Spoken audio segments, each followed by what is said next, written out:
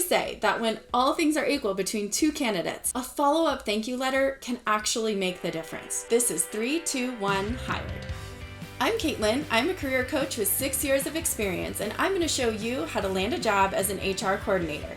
A human resources coordinator, or HR as it's more commonly known, is an entry-level, supportive administrative position in human resources. For this job, we're going to look at 3 real-world resumes that are based on some resumes that I've seen recruiting for this position. The first candidate we're going to take a look at is Ike Pannerman. His resume is very clean. I love the objective statement because it's very focused on his passion and interest in human resources. Even though it's limited, he does have a semester as a human resources intern, which shows that he's taken time to try and get some real-world experience. Lastly, his education and credentials are very impressive.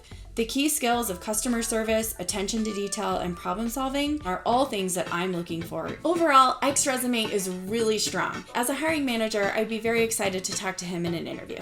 Our second candidate is Janetta Measley.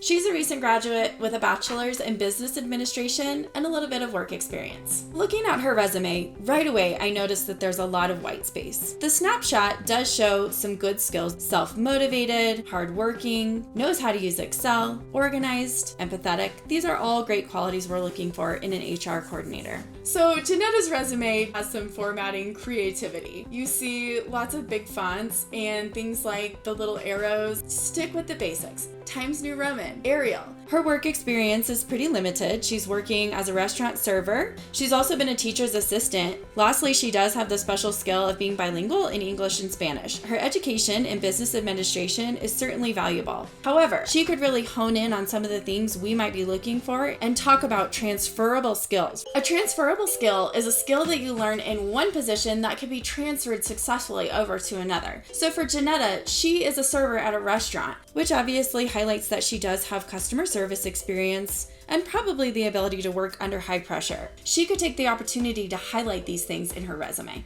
The last candidate we're going to take a look at is April Akers. So right off the bat, what I love about April's resume is that it's very visually engaging. April is a recent graduate with her bachelor's in communications. She has some professional experience as an assistant manager, and she's had an internship. She also has experience in interviewing and hiring. Her summary shows that she's engaged in a lot of variety and that she likes to have fun and be a teammate. What I love about April's resume is that it's very visually engaging. Her formatting draws me in.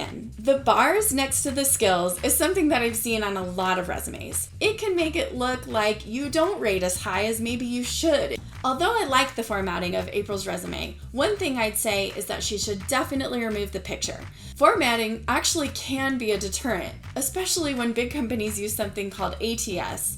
It's an automatic tracking system that looks through applications and then determines who's going to be sent forward to hiring supervisors. And things like crazy formatting, different bullet points, colors can actually cause the computer not to be able to read your resume and reject it automatically.